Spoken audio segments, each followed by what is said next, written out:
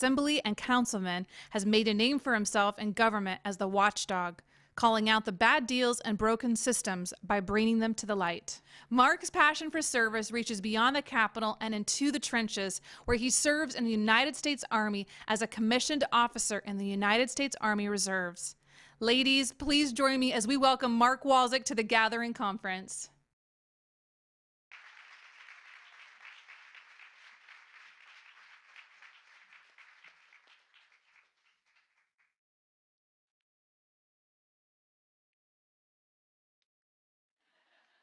You can't hear me, so we're off to a good start. I want to start off with a parable that you've probably heard before. Jesus told them another parable, and it's one of my favorites. The kingdom of heaven is like a man who sowed good seed in his field. But while everyone was sleeping, his enemy came and sowed weeds among the wheat. And then he went away. And when the weeds sprouted and formed heads, the weeds also appeared.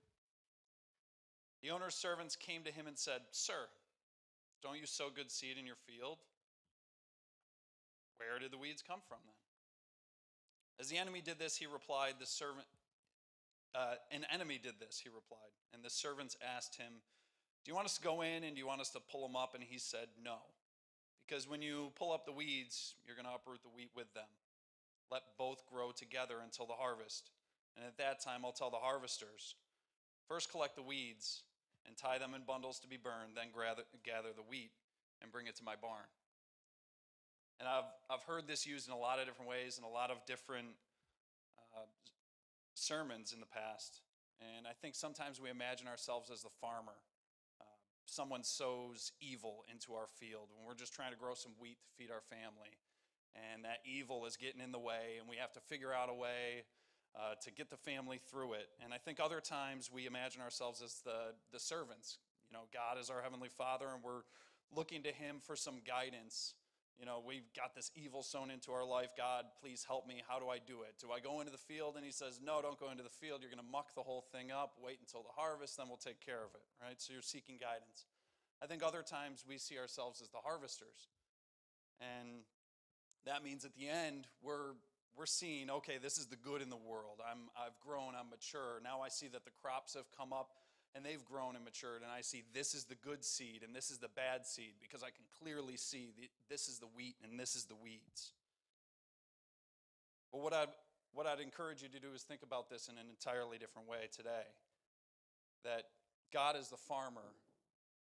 You're not the servant that's asking for His guidance. Those would be the angels. You're not the harvesters making the judgment at the end of the day of who goes to heaven and who goes to hell. You're the wheat in the field. It is your job to grow and to flourish and not to judge until God gathers you into His barn. All right, so this is going to be a tough one for me, so you guys bear with me if you don't mind. You ever get one of those why me moments with God where you have a good plan? So you know, Daniela is very beautiful and powerful and convincing, and she says, "All right, I want you to speak at Flourish." And I'm like, "Ooh, all right, absolutely. Anything for you and God, of course."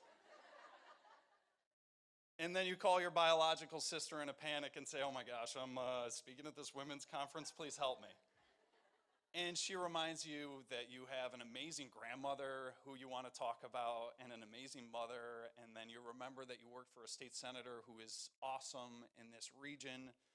And you start to think about flourishing and the theme of the thing, and it's all coming together, right? I'm like, all right, I'm going to go in there. I'm going to talk about the front yard of America and what great things we can do in our community. And it's going to be really awesome, right? And then God pokes me a little bit. And there's certain topics that aren't my bailiwick. So I was like, no, that message, that wasn't for me. And there's one of them that's been in the public for the last couple of weeks. And I've never even felt really very strongly deserving of a strong opinion in this. Mostly because I'm a single white male who is not a father, right? And I'm speaking at a women's conference. I am.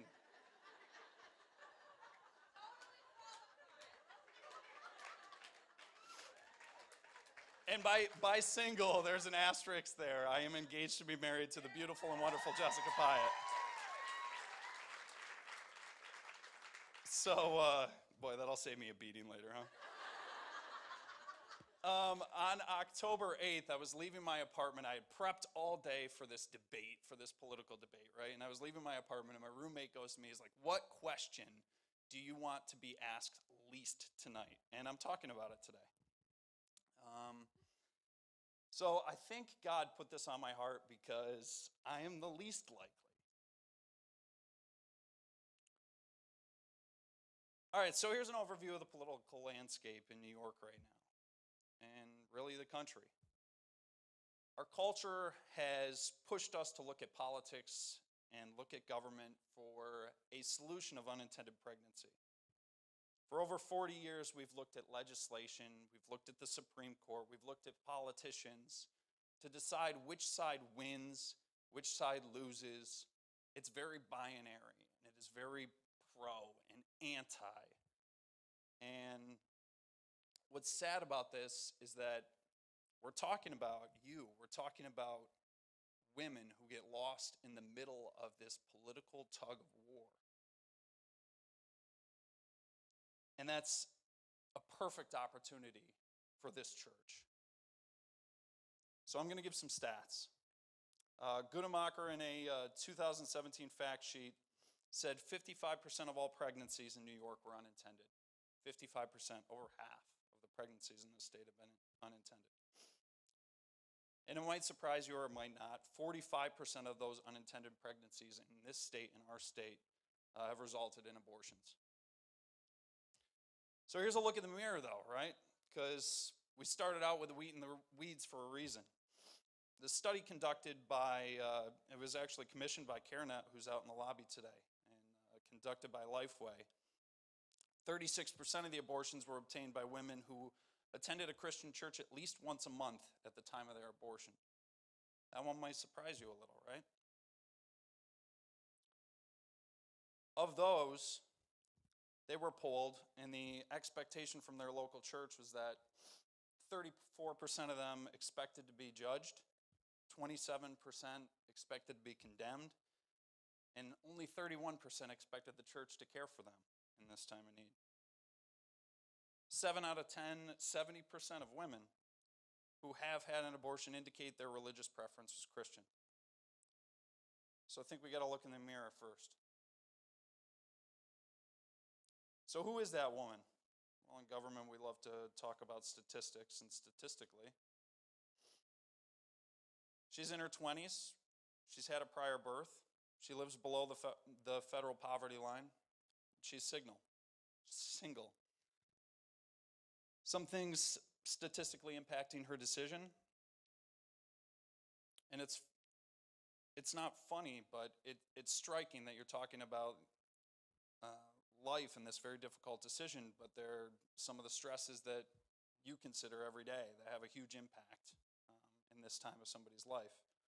Because if you think about a single young lady in her 20s who lives below the federal poverty line, they're the things that she's concerned with. That's her career, her education, social pressures, and finances.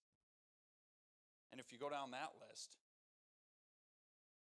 this church has a goal and has assistance and has a role in each one of those areas. So this is what the government does when we collect all this up, right? We collect facts and statistics, and we analyze the demographics, and we provide solutions that usually please up to a maximum of 51% of the people concerned.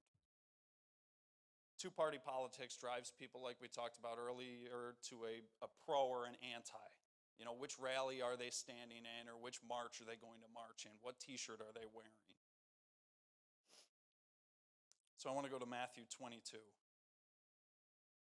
Because Jesus had a different idea.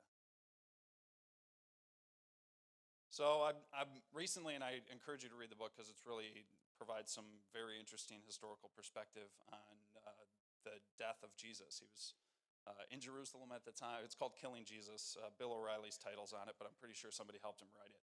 And Jesus is basically running around Jerusalem and driving the Pharisees nuts because politically, Romans are the occupiers at the time, right? And Jesus is kind of a rebel to the Jews. Here's this up-and-coming king and kind of threatens the apple cart, so to speak. Flips some tables over. You guys might have heard about that. So the Pharisees are continually trying to trap Jesus and trying to, pigeonhole him. And I've felt that before in my political career, but I'm not as smart as Jesus. So this is what he did. When the Pharisees went out and they laid plans to trap him in his words, they sent their disciples to him along with the Herodians.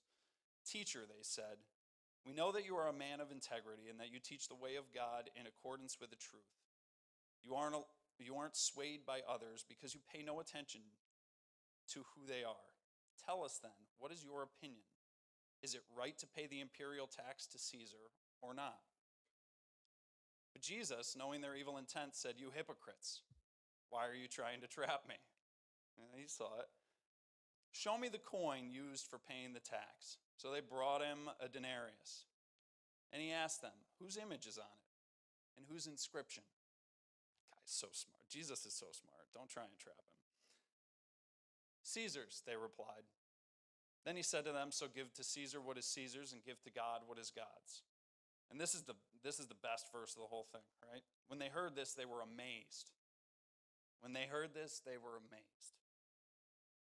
So they left him and they went away. Here's the thing about the Romans and the Pharisees. They were pro, they were anti.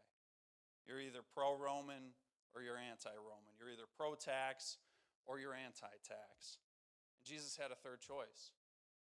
And that's how he blew their mind. They were amazed. So politics plays a role here, but government is not the answer. And I don't want to dissuade anyone from speaking to their government or marching in whatever rally you're passionate about. But as a church, we can do a lot more. And as God's kingdom, we can do a lot more. So no matter where you are on this issue, donating to the nonprofit of your choice, going to church, praying, attending a rally or a march, calling your politician or signing a petition, those aren't the answer. That's not the answer that we can provide. What is the answer? Jesus. You. You are the answer. This church is the answer. I'm going to do another one. So in John 8, and you might know this one as the woman caught in adultery. Jesus is going to do it again. He's going to wow us like he always does.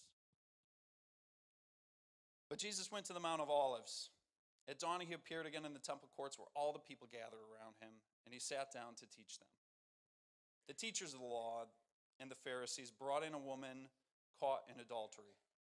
They made her stand before the group, and they said to Jesus, "Teacher, this woman was caught in the act of adultery. In the law, Moses commanded us to stone such a woman. Now, what do you say?"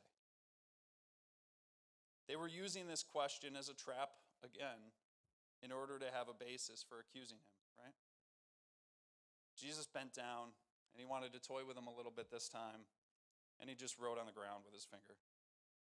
And they kept on questioning him. He finally straightened up and said to them, "Let any one of you who is without sin be the first to throw the stone at her." And then he went right back to it, got on the ground, drew with his finger, and he waited until everybody left. And when they had the older ones left, the younger ones left, and the woman was the only one left standing there, and the only one with authority in this entire group to actually condemn or judge was Jesus, and it was just him and her left. And he asked her, "Woman, where are they? Has no one condemned you?" "No one, sir," she said. "Then neither do I condemn you," Jesus declared. "Now go and leave your life of sin." We as Christians feel the need sometimes to focus on morality. Jesus approached her relationally.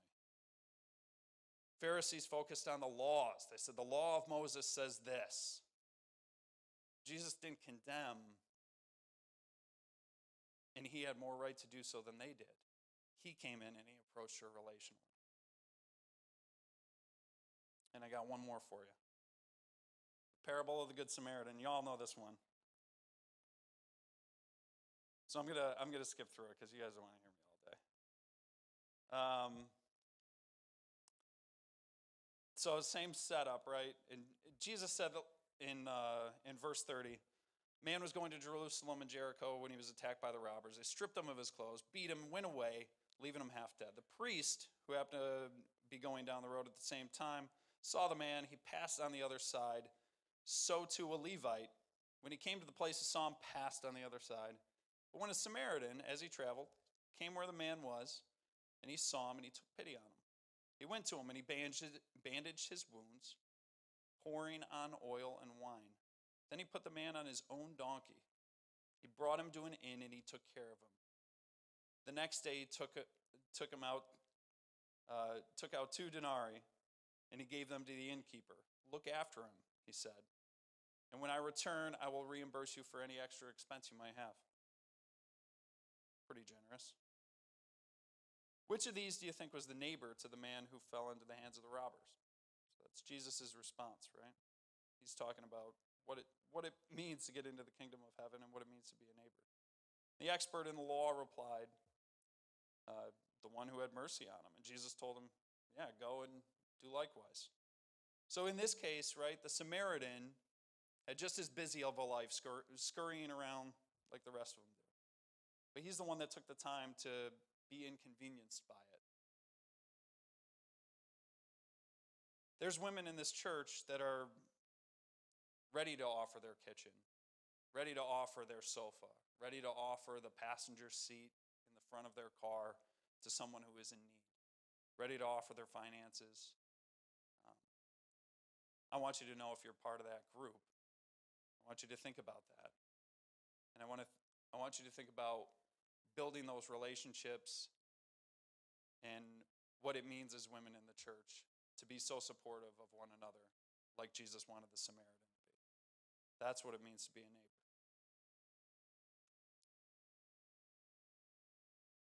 So the women, 64% of women who have had an abortion later said that they felt it was their only option. This is the group you're talking to. It is the needs of the woman that have to compel them to feel that they don't have any other choices. It's far easier to vote for your conscience or give money to the nonprofit of your choice or to picket or march for a weekend than it is to get your hands dirty in somebody's life, to be that good Samaritan, to inconvenience yourself. What's messy or inconvenient about getting involved in the lives of those facing a pregnancy decision? I mean, look at the culture that we have right now. It's tough to even talk about. As believers, we're called to identify the needs of women and become the answers to those needs. The church has already provided for it here. What does it look like? We got to start having a conversation about it. And it's not a pro conversation and it's not an anti conversation. You're not going to solve this in an angry Facebook post or a passionate picture or by marching in a march or a rally. Like I said, I don't discourage you from doing those things, but that's not where we solve this as a church. We got to have a conversation about a third choice. And what is that? It's a holistic approach. It's a conversation of unintended pregnancy that is not political, not manipulative, not trying to push someone to one side or another, but instead approaching them relationally and not saying this is the law or this is the morality, and if you do or if you don't, approaching them relationally with some understanding. So we got to go beyond the politics of unintended pregnancy to provide an environment where women can process their thoughts, their fears, their emotions, their needs, and without the fear of being manipulated towards a specific outcome. And that is because we must value a woman for who she is and not the decision that she is allowed to make. Recognizing that her life extends far beyond a pregnancy decision that she makes is where this conversation starts. We have to identify the needs and become the solutions to those needs, and we must become we must become inconvenienced and give of our time, our finances, our resources. And you can give to a nonprofit of your choice. But you know, and if you've ever been in this situation, and statistically we know there's plenty of women in this room who have, we know that it's not about the nonprofit, it's about who is in your closest support network. And it starts right here in the church. We must seek to live out the third choice in our sphere of influence, and recognizing that politics is not the answer, that Jesus is the answer. The women of this church are the answer. And together, not only can we change the conversation that's been political for over 40 years, but we can begin to see the health and vitality restored through the women facing unintended pregnancy in our community. And I just want to pray for you.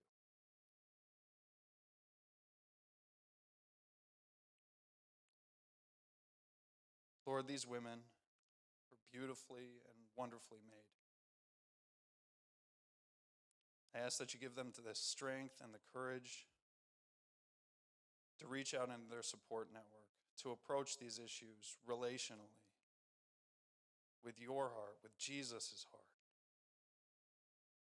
that you might speak through them and then break down the barriers that are so binary, so pro, so anti, that instead we're speaking with your heart, Lord. We thank you so much for the opportunity to be here today to build this fellowship. We thank you for the strength of the women in this church that continue to build your kingdom, that are the rock for your kingdom. And we ask that you continue to bless their lives, that they might flourish and grow in our area, and that we may start to talk about a third choice, Lord. And that choice is Jesus. In your name I pray.